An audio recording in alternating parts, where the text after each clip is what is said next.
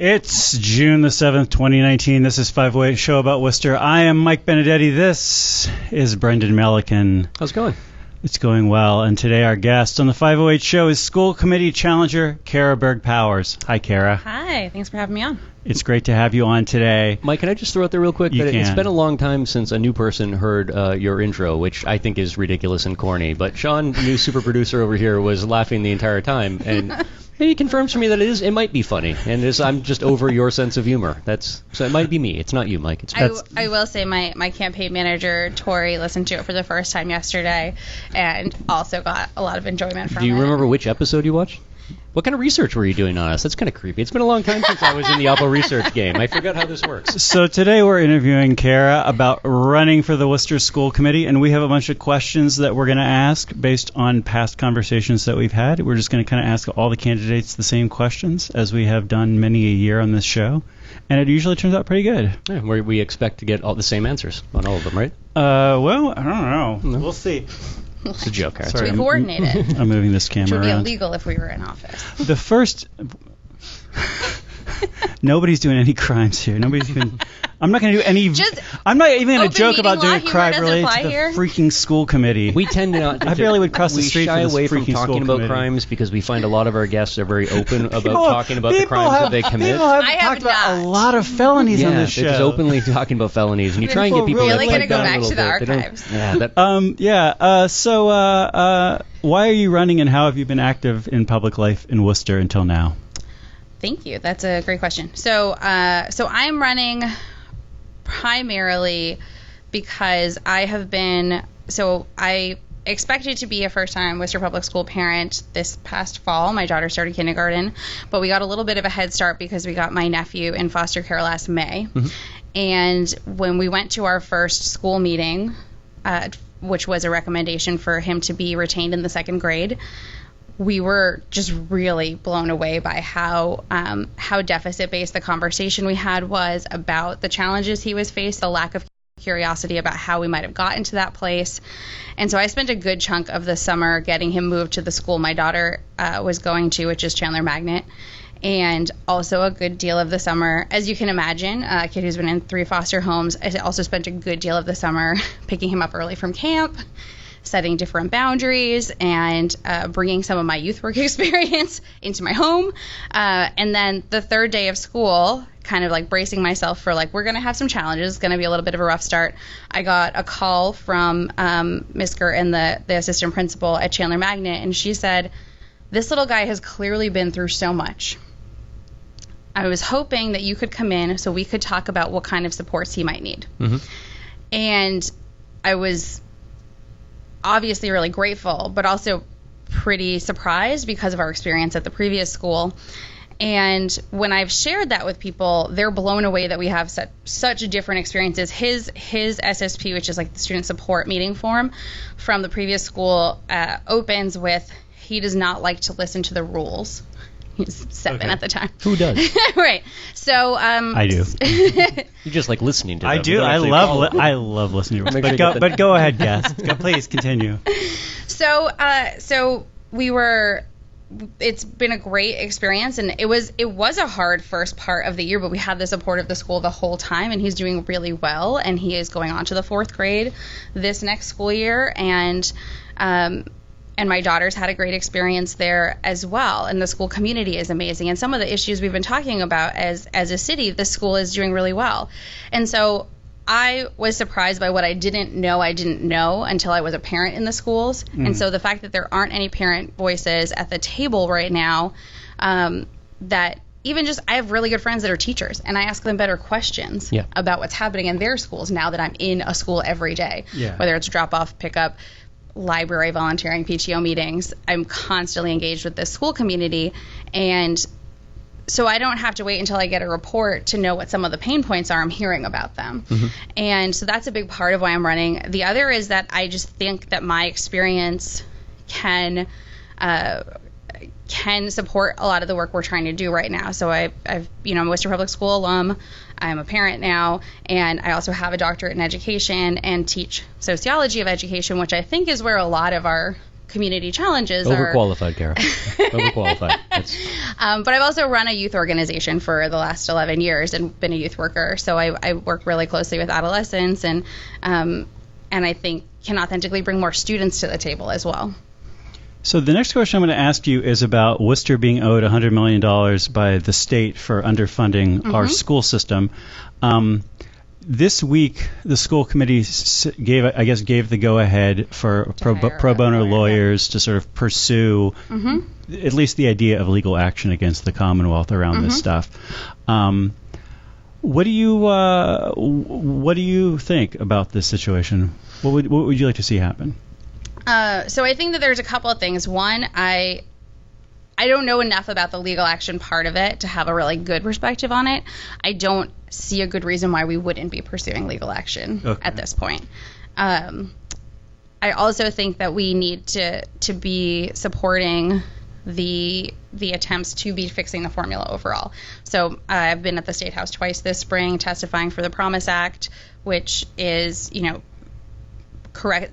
Basically, it takes action on all of the Foundation Budget Review Commission's recommendations about the foundation budget, and none of the school committee members were there. And so when I've talked with folks who are state legislators about, we get a lot of excuses. We can't fund this. We don't have the money.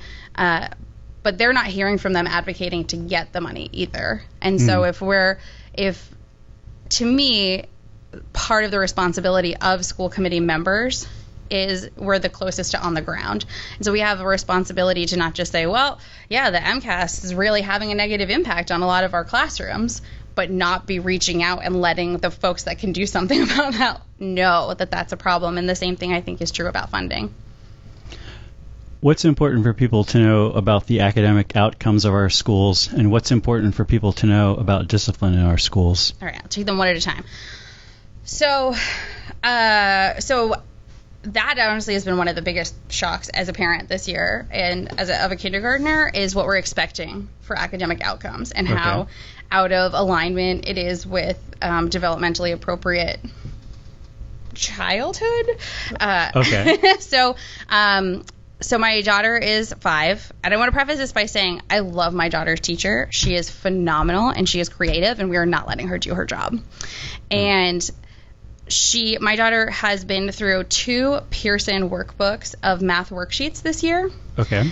And can solve for X in a subtraction problem. And a lot of folks have said, well, that's really great. For a 5-year-old, that's pretty solid. Yeah, but what has she not learned in that time? What kind of social emotional learning isn't happening in the classroom? What kind of supportive as opposed to like pushing reading is happening?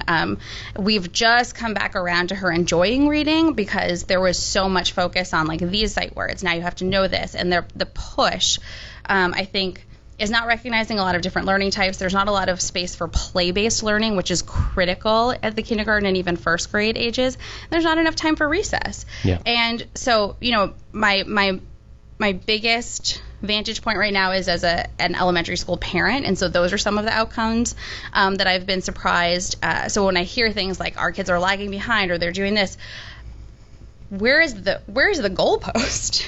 So that has been really alarming, and I think really kind of digging into, obviously a lot of this comes down from the state and federal guidelines. We have literally been moving the goalpost. Just over the last few years, we have changed the grade level expectation for reading for kindergartners a few times.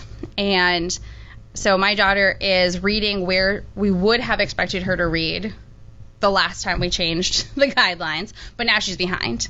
So when we say kids today, like actually we're changing the expectations on them. So when we say, well, the kids aren't as prepared to be in a learning environment, well, have we explored whether or not the learning environment is appropriate for kids? And so I think at the elementary level, that's a real concern of mine. I'm also incredibly concerned about the especially discipline for little kids, because when I've been talking to folks on the doors and I tell them that we couldn't get an agreement to have a moratorium on suspensions for our littlest learners, our K through 2 learners, people are really surprised.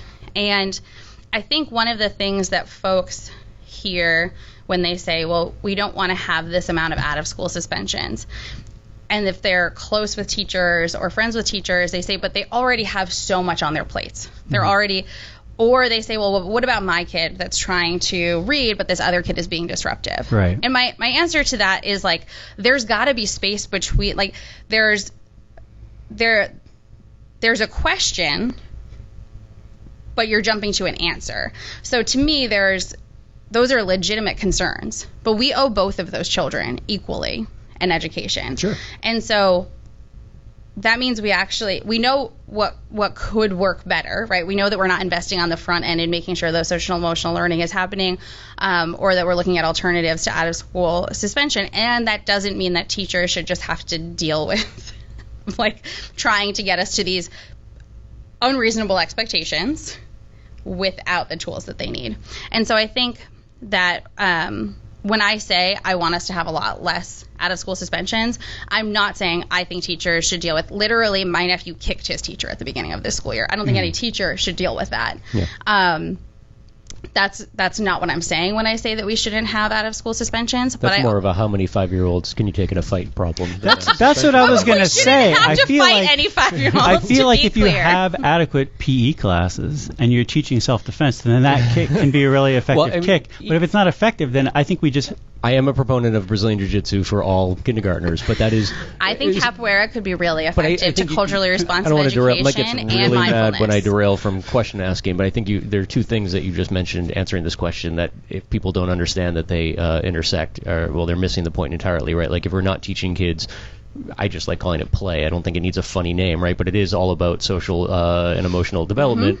If you're not teaching kids how to play and then acting surprised when they get a little bit older and they act funny, it's like those two things can't coexist, right? Like, and whether you're the greatest educator in the world or the greatest parent in the world, if you don't understand that you need to allow kids to learn how to interact with one another and adults emotionally and in a healthy way, then and play is where that starts, right? Like we know that works for adults. Like it's not just kids. Absolutely. And the other thing that I would say about that, was a couple of things. So people will say, well, kids have a short attention span. They have a hard time sitting at a desk for an hour. I have a hard time sitting at a desk for an hour. Yeah, I don't. And I don't. Right. And so I think if what we're seeing in some cases might be rational responses to irrational experiences we force on young people, then we have to examine the experiences we're creating and look at, how they're connected. One of the assignments I gave my students in my sociology of education class this semester was to listen to a podcast from an educator named Cornelius Minor, who has a book for teachers by a teacher. He's a teacher in Brooklyn called We Got This, which I think is a good, like, say that into the mirror every morning. I am an out of school time educator, and I have all the respect in the world for folks that go into buildings way too early in the morning every day to deal with, especially teenagers, and very small children. And he gives an example of a friend of his who is a principal, and they have like a weekly call that they check in with each other every week. They kind of came up together. They were paraprofessionals together, became teachers together, and now she's a principal in what he describes as a pretty progressive school setting. It seems like a little bit of a smaller school. They're really focused on cultural responsiveness and progressive education practices. And he says, "How are you doing?" And she's like, "This has been the roughest March I've had in a really long time. I had to suspend 12 kids this month, and I know that there is a racial component because 9 out of the 12 suspensions are black and brown boys, but I can't put my finger on what's happening," which I think is a lot of the time what we're asking for. Just the why is this happening? Like, sure. Let's dig into this. So they go and they dig into the data together, and they figure out 10 out of the 12 office recommendations come from the social studies department. And she says, okay, well, the social studies teachers are my most progressive teachers. They're going to be willing to look into this. So they all sit down together. And the hypothesis that they come up with is that the instructional practices in the social studies class are the most traditional in the whole school. Teacher in front of the room, students sitting at desks. And so they do a basically participatory action research and say, all right, for 2 weeks, we're going to move to centers, which for folks that aren't familiar with it is what we see in a lot of elementary school classrooms, which is you do this activity for 20 minutes and then you move to this activity and you have little groups and you move around the room. And so they moved to centers for 2 weeks, and office referrals dropped to almost nothing. Now, that took a lot of work to shift that in one school. So it will take a lot of work to really think critically about whether or not our education is aligned with the outcomes we're trying to create. Right. But I think it's work worth doing, and I think it's a lot more cost effective in the long term than meeting it on the other side, which is discipline. Yeah. And then the other program that, I was at the Shine Initiative's Young Professionals night last night, and I guess they have they've piloted programs in 6 schools this year, and they've been really effective in creating more trauma-informed practices in those schools. And they and I both recently had the opportunity to be in touch with the Holistic Life Foundation, which is in Baltimore, and they're a program that brings mindfulness rooms into schools in Baltimore. And in the schools that they're in, where they're doing mindfulness, meditation, and yoga as an alternative to out-of-school removal, there are 0 out-of-school suspensions. Yeah. And the yoga instructors, the folks that are doing this, are from the community. Some of them actually came through the program. One of the young men that I met was a 26-year-old young black man from Baltimore. He had the program when he was in 2nd grade, and now he's a yoga instructor. And the school that he is in, he works with 2nd graders, and there's no suspensions at that school. Right. So this is not about saying we're going to reduce suspensions by asking teachers to just take it. By saying, listen, you should be punched at least a couple of times before you suspend a kid. This is just about saying, like, whatever the behavior is that you were suspending kids for, that behavior is going away because we're going to do stuff that's going to change the environment. Right. And one of the beautiful things about that too is I feel like a lot of the stigmas around, not there's probably that much today, but like in recent memory around practices like mindfulness and whatnot, a lot of those stigmas are being broken down by the introduction of mindfulness practices into law enforcement, which is like right behind body cameras in terms of one of the fastest growing movements within the public safety community. Police officers, firefighters, paramedics, and whatnot is mindfulness training, and it's amazing when you see the results in that universe. But something that I think would have been laughed at not too long ago by trying to introduce it to young people in the education universe, you really can't laugh at something that the cops are doing too. It seems like once we give a green light for the police to do something, then it's okay for everybody to accept it. So thank you, public safety community, for accepting mindfulness ahead of education. I want to move on to the next question. Of course you do. Following rules. I love rules. It may not be. I'm not saying it's a virtue. I'm just saying it's personal preference. Cara, what do you think about sex ed? So I think it's incredibly important. I had access to it as a young person. I also think there's a lot of misunderstandings about what it is. And so I actually work, so I run a youth organization where the young people that I work with sometimes take on client work and produce videos and photography for very often public sector or third sector nonprofit clients. And one of the clients that we had over the last couple of years is the Boston Public Schools Wellness Department, where they were trying to basically, this is really sad, pitch their services as one of the departments in the school to principals building their budgets to try to help folks be more inclusive. And one of the spaces that they were pitching was, we have this age-appropriate, comprehensive, science and medically accurate K through 12 comprehensive sex ed. And part of the videos that we created was to help demystify what that means to parents and community members that hear kindergarten sex ed and what are you talking about? Right. But at the kindergarten, but when I've talked to other parents about this, they wish we had that in our schools, or that was even what we were talking about, which it's not. But we have to, because parents are already doing so much. There's more hours in a working parent's day now parenting than stay-at-home parents 40 years ago. So on top of all of that, we're making sure that our kids know that they can't hug their friends without permission, which is something that would be in this, and we should obviously be reinforcing that. But there are things that I think could be incorporated just into the curriculum early on as part of comprehensive sex ed, around consent, around knowing the appropriate names for your body parts, knowing when to talk to a trusted adult if something has happened. Yeah. And we know that reduces the incidence of childhood sexual assault. And so that's part of why it is important to have it in those younger grades. In the older grades, it's about healthy relationships. It's about demystifying like feeling uncomfortable about your body. I had the opportunity to work with students in the Teen Circle program at the Latino Education Institute this spring making PSAs. They got trained by the Get Real Teen Council on comprehensive sex ed, and then I got to work with them to create PSAs to share what they learned with their peers. And the things that the girls were most interested in sharing with their peers were demystifying periods, because they're not learning about it, and so all of a sudden they're just dealing with blood. And another was consent was a huge one, and specifically sober, enthusiastic, uncoerced consent, which were the words that they learned and were able to explain to me in 8th grade, which was really cool.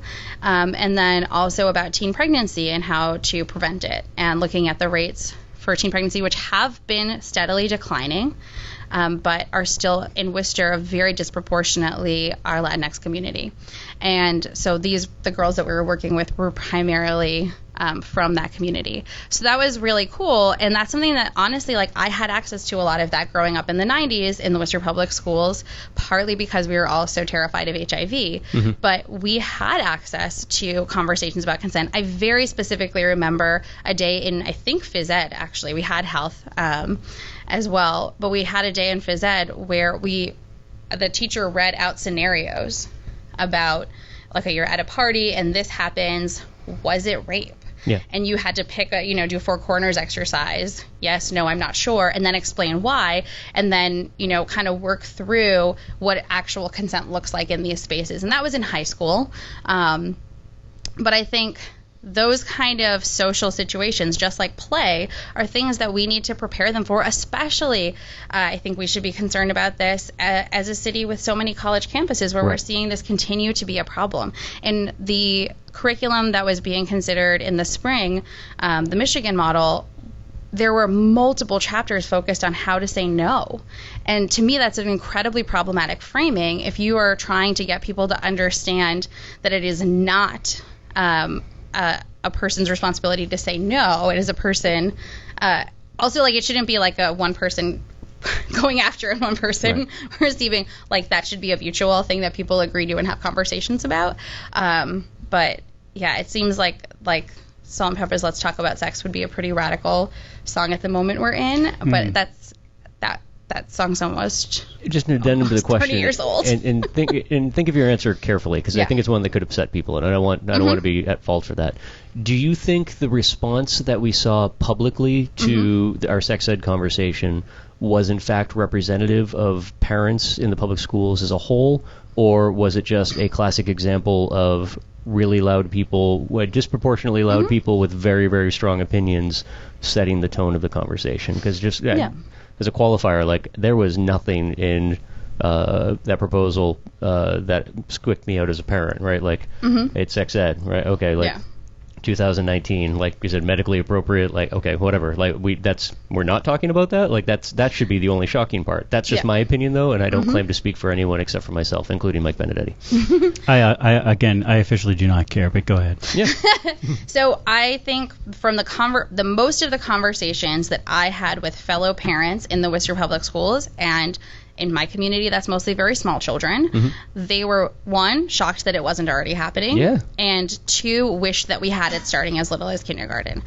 That's not to say that there aren't parents from different different backgrounds than me that might not be comfortable with those things being taught at school. There is always the option to opt out. The other thing, though, that I would say is framing it as an issue of people of faith versus not, which is, I think, some of what the media did, is, I think, incredibly wrong. Because I grew up, and then I grew up in the Catholic Church. I happen to be a practicing Jew now, and I consider myself a person of faith. I'm pretty involved. I'm on the board of my temple, and I have a great many Catholic friends who also are completely in support of this, and a great many Muslim friends who are also in support of this, as well as agnostics and other faiths of all stripes. So I don't think that is the conversation that people tried to frame it as being. The other thing I would say is there is a difference between our values and the medical information that our kids get. Sure. And so as a parent, so a lot of people say, well, that's a parent's responsibility. like I said before, I have enough on my plate. I absolutely am trying to instill my daughter with values that help her be in healthy relationships as she gets older, and healthy relationships now, because little kids are navigating relationships, whether, like friendships are relationships, sibling things are relationships. So they're whole little people already now, and they're navigating these things, and it is our responsibility to help them do that. But it is not my responsibility to make sure that they understand how the human reproductive system works. And I do think that medically accurate information is something that they're not going to get elsewhere unless we start mandating that it happens in a pediatrician's office. And even if it is something that you are willing to take on as a parent, I mean, I think wife and I did a pretty good job with that with our son, who's 14 now, so incredibly important, and it's not happening in the public schools. That said, I also know a lot of adults, and I'm not confident that there are a lot of adults out there who actually know enough about the human reproductive system themselves to make a solid call in terms of educating children. Like, I don't think there are enough people out there who even understand things like HPV vaccines and whatnot to be making calls for their kid. And if the schools aren't going to pick up some slack on that front, or the like you said, maybe it is pediatricians. I don't know. But that's putting a big burden on them. We should probably have them be part of the conversation. That you get. It's just a really weird one, because you're talking about, we're not talking about philosophy. We're talking about facts that are not up at this moment in time, are not up for debate. And I don't.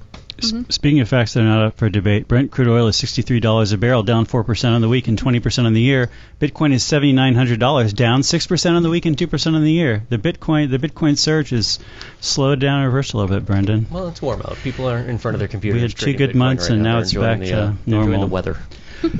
Cara, what's your experience with education policy, and what in your life has helped you understand how your decisions would affect our 25,000 students? Sure. So, I've been one of them. I think that, so I've been involved in education policy in a number of ways over the years. Actually, going back to when I was in high school, when the MCAS was first being rolled out, I was part of a youth magazine that Lynn Simons helped us to start, who is one of the founders of the Youth Center. And we did a lot of coverage of student walkouts, and were very supportive of and very critical of the MCAS. And I will be honest, a lot of the things we said at 17 about how it would narrow the curriculum, how it would change the way that teaching happens, have happened. Yeah. And I have not met a single person on any door or in any classroom over the last year that is like, well, no, but I really like the MCAS. Yeah. It doesn't have a lot of fans. And so that was kind of part of that. But then more, recently, because I've been an educator for the last 15 years, I have been an advocate for the Healthy Youth Act. I've testified for that at the State House. I've also been really involved in the Fight for the Promise Act this spring. I'm part of the Opportunity to Learn Coalition Network, which is a statewide network of progressive educators focused on student-led solutions to some of the challenges we're looking at. And I have been, as in my day job, very supportive in helping, train youth to cover youth-led issues around transportation in Boston, especially the Youth Pass. In Boston, there are not school buses for middle and high schoolers. They all take public transportation. Brendan loves pointing this out. Yeah, because it makes sense. We just had Gary Rosen in here 10 minutes ago. The guy who wants to ship all the buses to Mars. He doesn't think we need them anymore. It's like, no, there are actually a couple thousand people that could be using them daily, and they would be full, and then we would turn them into public transportation users. It's a no-brainer. So we have a Youth Pass now, and that was a 10-year fight we did a lot of coverage on, and also helped to get the ball rolling for the Massachusetts Education Justice Alliance, which was at the time the Boston Education Justice Alliance, now has there's a really strong group of folks here in Worcester starting the Worcester Education Justice Alliance that's really focused on bringing about the kind of change that was able to happen in Boston around teachers, parents, and community members working together, which is part of how the Boston Teachers Union, led by my dear friend Jessica Tang, was able to just get some of the really incredible things they got in their contract, like full-time nurses in every school. And that's because the teachers weren't fighting alone for that contract. If you look across the board, teachers are almost always fighting for things that make all of our lives better if you're engaged with the schools, like full-time nurses, like more paraprofessionals doing, which is not a great word, but it's one that we use to describe, guidance counselors, school adjustment counselors. But if we're not at the table, it's harder for them to get those wins. So having community members, parents, and students authentically showing up for that contract battle, I think, is part of what helped that happen. And so part of what made that possible was 7-8 years of building out that network. So those are a lot of the things that I've been involved with statewide, and I hope to bring that experience back into the community that I think made my experience possible. Now that we're warmed up, I'm going to ask the real questions, the hard questions. How much can you bench? So I have not benched in a really long time, so I could not give you a good answer on that. Lifetime 1 rep max is a legitimate answer. I believe the record for this of Worcester candidates is Bill Coleman with 285. Bill Coleman was a tank when he was younger. Something like that. The young Bill Coleman. Do you remember what the young Cara Berg Powers could bench? If you don't remember, that's fine. But I don't feel like I have. You were gonna talk about something. Yeah, but no. So most of my physical activity over the last few years has been much more focused on roller derby, which I have taken a hiatus from this year for which my campaign manager will breathe a huge sigh of relief. Partly Are you kidding because me? You talked her out of roller derby? Fired. If you came to my door in your roller derby garb on roller skates, like I would find you at least 10 votes at St. John's Cemetery that afternoon. We weren't talking about crimes on the show.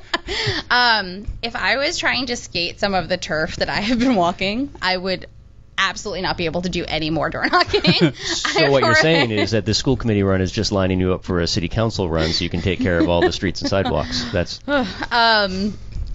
I do think that these things are connected. We need the school committee and city council working better together, because the fact is you can't fix the percentage of homelessness that we have from the school committee side. Yeah. And nor can you get kids to school on streets that are not plowed. And no, wait. If you're going to change the subject to policy, I'm going to go on to the next question. No, we need to talk about roller derby. Let's finish roller derby. Yeah. So I can skate 27 laps in 5 minutes. I do. All right, that. That's what I wanted to hear. I want to hear some numbers. Okay. Yeah, that's impressive. I felt like that's what you were looking for. Well, that's what you have to qualify for games. Yeah. Huh. I've got staff that are trying I had to do physical therapy on my knee to do that. To do the work. Yeah. Nice. And so the next question is, who's your favorite character on The Wire? My favorite character on The Wire is Wallace, played by young Michael B. Jordan. Yeah. Which is part of why it took me so long to come around to how attractive Michael B. Jordan was, because he's still like a little kid in my mind for a while. Sure. We've all gone through that. Yeah. Solid fan now. Michael B. Jordan forever.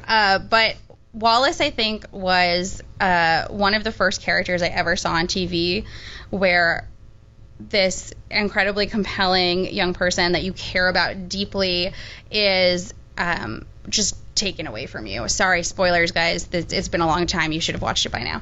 And unapologetically by the showrunner. And that's not supposed to happen on TV, right? If you watch TV shows, okay, lots of people are going to die at the end of the season, but your core people aren't, because they're your core people. And there's a couple things that I really loved about that, as much as it was heartbreaking. One, a great many of the youth workers and teachers I know have lost kids, because that's what happens when we fail in big ways. And so that's real. And we should feel that loss because it's happening in our communities. But also, in that scene, there are 2 kids that you're heartbroken for, because it's his best friend that pulls the trigger. And I literally know that that's happened in our city, right? And so we owe both of those kids. And we owe both of those kids hopefully before that moment happens. But even after it happens, we still owe both of those kids. And so I think that scene illustrates a lot of why this work is important.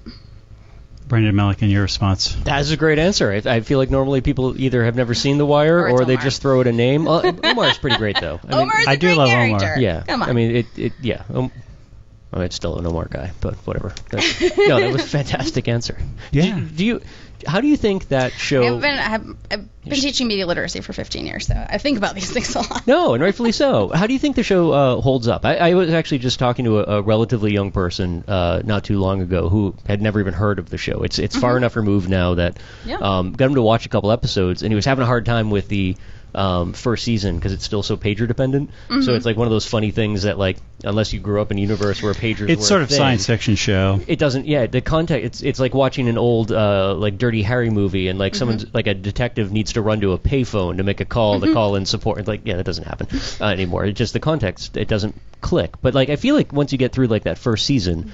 Yeah. Personally, that the narrative still holds up really, really well in terms of a fictional take on the failure of American cities. But yeah, I think that the narrative in general holds up because unfortunately we probably could have told that same story in the 70s. Yeah. And so I think unfortunately the narrative does hold up, and I hope that I think it was enough of a cultural zeitgeist that there are a lot of us that learned from it and see. I think the other thing about the show is it's so systems based, right? You see how the systems fit together. Yeah. And my doctorate, I had to take a lot of courses on systems thinking, so that's something I'm really passionate about. So I think that, but it does it in a story based way, which is why I think like that's so important. I think that's part of why really good solid fictional media is so important, because and there are folks that are actually learning to do advocacy to those folks, which is really fascinating, and a whole other sector that has cropped up. But I think that it is important for us to see in whether it's on TV or in our classrooms, people that look like us, people that share our experiences, and it helps us, imagine better solutions. Yeah. It's important for people to be watching The Wire, just generally. Yeah. Did you have any more questions? I had a comment I wanted to make, and but it's more personal. But people listening, you can do this too. You mentioned that book. We Got This. Similar subject matter. Last week's NPR Hidden Brain, my boy Shatkar. They were covering. They were talking about. I think. The show was actually labeled something crass like colorblind or something like that, and it was just talking about the history of colorblindness from specifically focused on education, but a lot of the recent data that has cropped up showing that like it is now inarguable that like a white teacher is going to treat a student of color differently. It's not done on purpose. It just happens. And nobody even they had some great researchers on it, like, we have no idea what's going on here. Like, this is really confusing stuff, but this is a measurable thing. And then taking like the exact same student, moving them to different districts where they are in front of educators that actually look like them, and results go through the roof, and not just on standardized testing performance, behavior. Which like everything changes. Arguably. I know, like it's one of those things that I think everybody talks about, argues about, at least in Worcester. But it was really fascinating hearing it. It's the first time I've heard it discussed from an actual research base approach. A lot of it very contemporary research, and it was also one of those things that I wish we could just.